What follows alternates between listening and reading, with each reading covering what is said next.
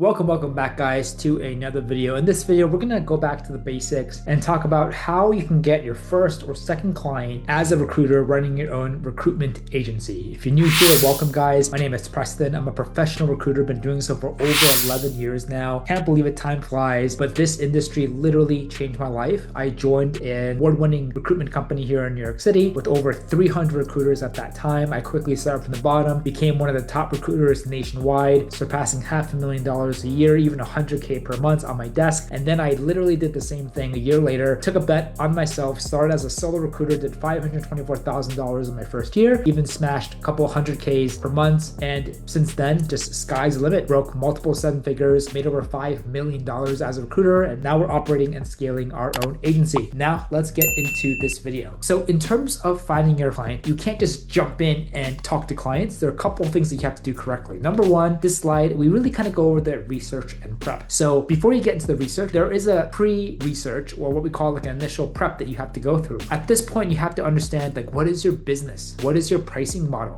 What is your strategy? Like, do you have your legal contracts down? Payments, guarantees, ownership, right? Do you even know how to take intake calls? So like everyone wants clients, but have you also thought about when you have a client in front of you, do you know how to close them? And do you know how to fulfill? And do you even know how to pitch yourself? And you can't really pitch yourself if you don't even know what you do or who you are, what your business is. When you get a client, do you even know how to fulfill that job? Everyone thinks getting a client is the hardest thing. It is when you're starting out, but then you realize that's just level one in the entire game. Once you get a client, the real work actually is, can you fulfill it? Can you go out there and find candidates? Can you manage that relationship? Can you manage the pipeline adequately and make sure you do that and giving value to the client and make them happy? That's where the real money is made. So before we get to the clients, you got to make sure you go through the initial prep and you really got to be able to nail all these things down. When it comes to like your target client, your thesis, how you're kind of mapping it out, right? You have to think about these things. Like, what is your market? What market are you going after? Are you going after every single company on the planet? What is your niche? What types of companies are you going after? What are the job titles are you going after? You can't just say, I'm going after finance roles. What kind of finance roles? There's hundreds of different titles that you can think of within the financial industry. Like, what about it? What niche? What sub niche are you going after? What geolocation do you want to engage in? Are you just doing New York, USA, North America, UK, Australia, global? Like, what sort of business are you doing? Are you more general or are you more specialized or niche? Like these things, there's no best answer, but there's also pros and cons specifically going after both, right? If you're generalized, you're kind of going after everything you can find. But if you're specialized, you're kind of really focusing on one thing and really building a good reputation about that. I think generalized, it's easy to get busy in the beginning, but specialized, it's definitely easy to create and establish more credibility with prospective clients in the beginning. So what's more important for you, right? After you do this, then you really kind of want to switch gears and think about outreach and engagement. So when it comes to channels, what sort of channels are you going to be able to utilize engaging with a prospective client? LinkedIn messaging? What if they're not on LinkedIn? Okay, well maybe email. Emails I'm a huge fan of. It's one of the, still remains the most effective communication channel across all businesses around the world, right? What about calls? You think that's too old school? Well, guess what? Calls, depending on some industries, happen to be some of the most high converting channels out there. If you're able to get like another human being on the other call with you and you know exactly how to structure that, you know exactly what to say, what the call to action is, you have a higher chance than really any other channel to convert them. What about texting? What about offline methods, right? Everyone is so obsessed about like going online, AI, digital, right? Hiding behind a key. But recruiting specifically is a people business, meaning the people won't necessarily remember what you say to them, but they'll remember like how you make them feel. They'll remember the time that you took to visit them in their office, to take them for coffee or drinks or food or breakfast, lunch, and dinner, right? These things matter. A lot of the clients that I still work with today are the ones that I made physical relationships with 10 years ago. And they could at any time and any day work with any different other recruiter, but they keep coming back to me because my face, my experience with them will always be stronger than just an email or LinkedIn message. Now, when it comes to outreach, it's not just about going through war. Like we're going through the most seismic shit the recruitment industry has ever gone through. And so 3, 5, 10, 20 years ago, how most people get clients and prospective customers for their business is through network, referrals, right? Generic calls, generic emails. Guess what? That doesn't really work anymore. It still works, but it's not as consistent. And for everyone who's like, I have a network, great, but like, can your network continue to sustain you building a multiple 6, 7 figure plus business just in perpetuity in the future. No, if anything, you might be lucky to get 1, 2, maybe 3 clients, and then what? Then you're back to square one. Any successful business moving forward is having an understanding of how to go out there, identify targets in a cold market, how to engage them, how to convert them into paying clients. It's not enough just telling me I know how to do calls, I know how to do emails, I know how to do messaging. If that's true, you should have no problem making multiple 6 figures or 7 figures by yourself in recruitment. But if you're not doing that, that's my point. It's not easy enough. The question is, are you doing things perfectly? Messaging, subject lines, channels, following up, call to action. Literally everything has to be perfect. And you may do everything perfectly, but you're just probably missing the last 5%, 10%. And if you're like, oh, that's not worth it to have consulting, that's not worth it to,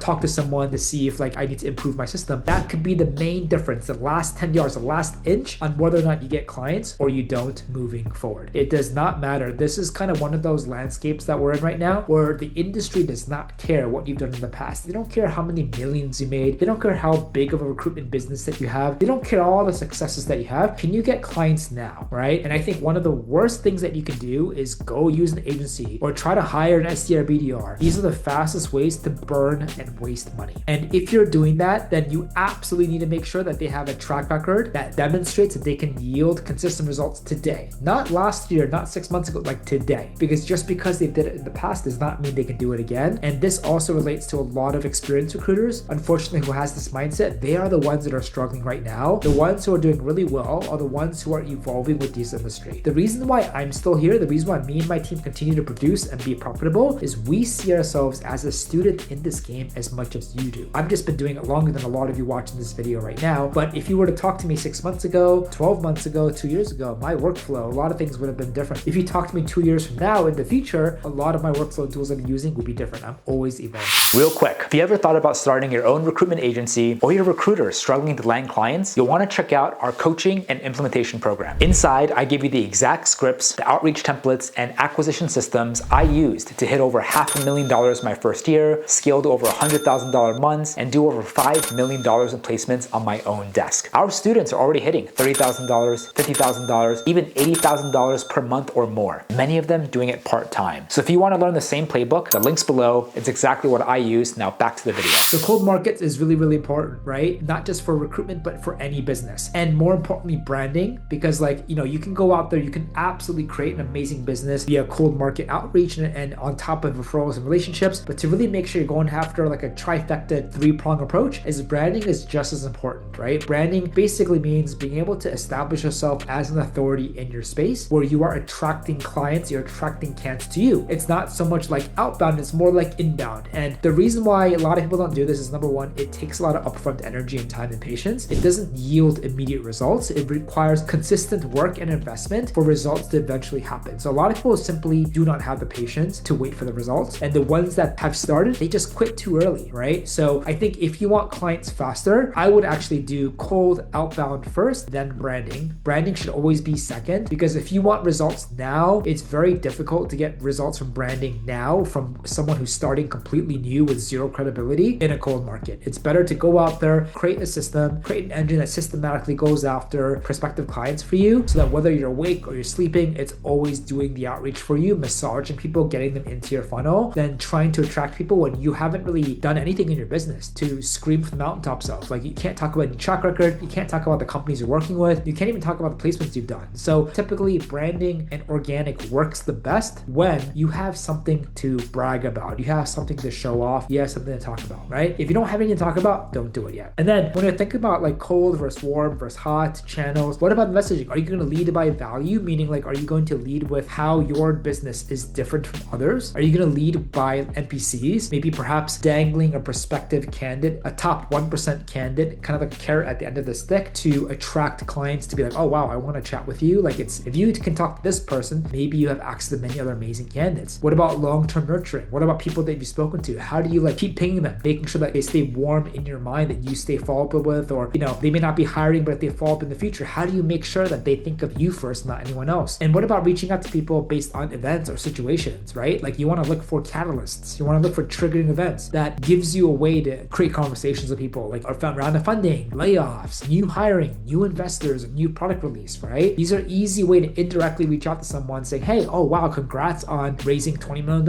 I see that you're hiring, you want to chat. Instead of just literally reaching out to someone saying, hey, hey, we specialize in recruitment. Do you need help, right? Another way is using authority, using expertise, using, hey, we've heard this from other people. Have you heard from yourself, right? This is kind of like a bonus when I'm tossing out there. So like, hey, I've learned a lot, or I've seen some great or gathered some really great insights with recruitment. We'd love to kind of share these feedback with you. And you can kind of use that as to start a conversation and then to backdoor upsell them into recruitment. A lot of great things that you can do. So once you kind of figured out outreach and engagement, so what about the intake calls? So once you actually send the messages out, get them in, you take these calls, you have to understand this is the most important thing, right? Everyone thinks the research, outreach, and engagement is the most important thing, but the intake is so crucial because if you do the intake incorrectly, that will just have a significant downstream effect with everything else on whether or not you can actually make money and you can build this client, right? It's absolutely super important. The whole point of this intake is to really understand, to get to that same level, whatever the client wants, that you understand exactly on the same level field so you can go out there and get the perfect candidate. If you do not understand perfectly what the perfect candidate looks like, you got to stay on that call and keep digging in. So the most important thing is like picking up the job. You got to approach with confidence, especially if you're brand new. You got to ask a ton of questions about the role, right? Like, what's the title? What's the salary? Like, out of everyone that you've interviewed, why did you not hire anybody? Where are they lacking? What are the must-have skills? What do you think about the companies? What do you think about the degrees? You just got to go on and on and get super deep to the point where you just want to be able to close your eyes and just visualize the perfect candidate in mind, from the title to the companies. You just got to understand everything with absolute clarity. And if something is just not clear, something's fuzzy, keep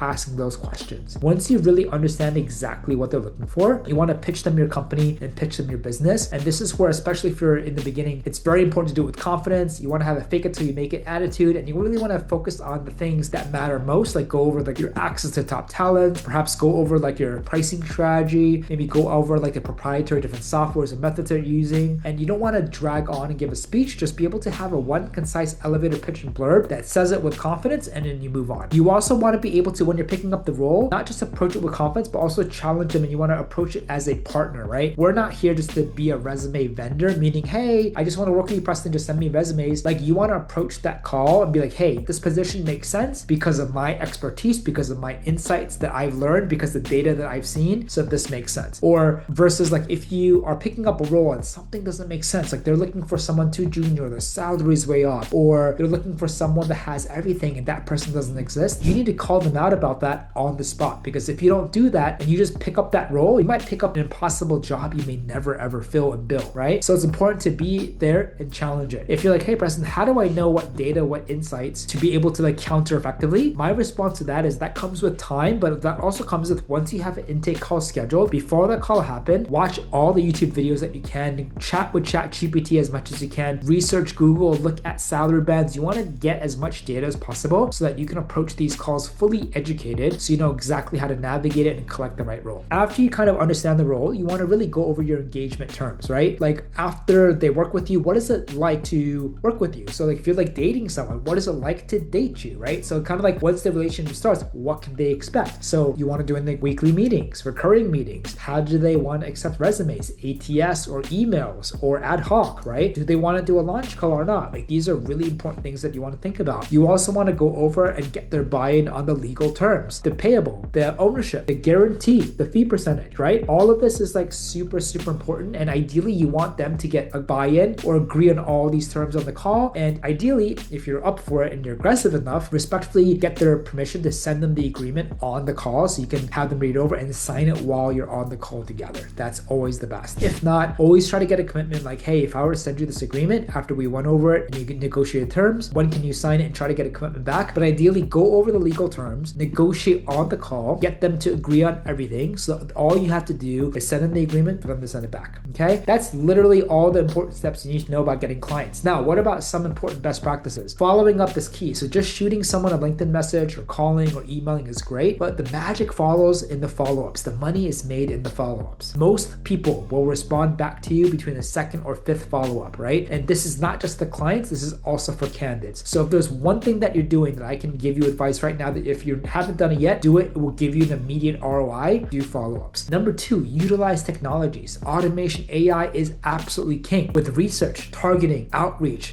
saving the list, following up. There's so many things that just take forever if you do things manually, one step at a time. If you use automation, you use technology and AI, you can move so much faster. For me to reach out to 20 different companies and identify the hiring managers, email them will take me a whole business day. Now it doesn't even take me a minute or two because of technology. A lot of people are afraid with artificial intelligence and how it impacts recruiting. For me, I'm excited. That's going to make us into better recruiters. It's going to allow us recruiters to do what we do best, develop relationships and close. AI can't do that. What AI can do, what automation can do, is help me free up even more time I spent every single day, me and my team, that's stuck in outsourcing and researching and sourcing and listing and all of these things. Technology is better suited to do that. Another best practice is watch the numbers and data and tweak, optimize in real time. So as the outreach is going out, you want to be able to watch the data, and typically you want to be able to kind of see between 100 to 300 data points go out for you to be able to make a decision like, oh, this is working, this is not working, let me tweak this, let me tweak that. If you do tweak something, don't change things, don't rewrite the entire email, maybe reword here or two or a sentence here or two, and you want to tweak things slowly, because if you change too much at once and you get like a huge different result, you don't know exactly what specifically is attributing to that result. You want to change things systematically, little at a time. So if something happens, you're like, okay, wow, this little thing resulted in this result, we're going to double down on that. So A/B testing is really, really important. It's something we do often with LinkedIn messaging and emails, and something I recommend you to do. You can also always target other roles and industries. You should never always be pivoted to one sector. Like, it's always great to be specialized in the beginning. You don't have to stick with it forever, right? I think for industries, there are some industries right now that are going through just very unique events where it's very difficult to make a lot of progress or conversations. So if that's the case, maybe pivot to another industry. You can always go back. We are as much business owners as much as we are recruiters, and it's our responsibility to make the best business decisions for our businesses to support our life and lifestyle, right? It doesn't matter if you think one way is the right way. If you can't make any money, what's the point? You have to support you and your family and your life and your goals. So always make sure you have a good balance between business responsibilities and recruiting. Last but not least, find opportunities everywhere. It's so easy for you to do emails or messaging, and once you send it out, you just sit back and twiddle your fingers and you're like, hey, it's not working. There's always something that you can be doing. Do more calls, do more emails, do more LinkedIn, go to more networking events. It's not just networking. If you're in business and you want to get more business, you got to be able to find opportunities everywhere. So even though I'm a huge advocate for digital systems, like the ones that are real recruiters that are really crushing it are not only optimizing those, but they're also taking advantage. Every opportunity on LinkedIn, every opportunity at social events, networking events, they're there always having conversations, and it's all about like maximizing the dishes, conversations that you can, and having as many plates in the air as possible so you can maximize the conversions that are happening at the end of the day. That's what matters. Don't just like be a keyboard warrior. Don't just think, oh, I'm gonna just send out 10 emails and that's it, I'm done, one a day. Like, there's always something you can do. You should never have enough of things to do. There should be so many things for you to do. You should feel like there's not enough time in the day to get through them. If you feel the opposite, something is really wrong, right? And you're prioritizing things wrong and you're managing your time inefficiently. So I hope that this video helps. If you want me to make more videos specifically about business development, lead generation,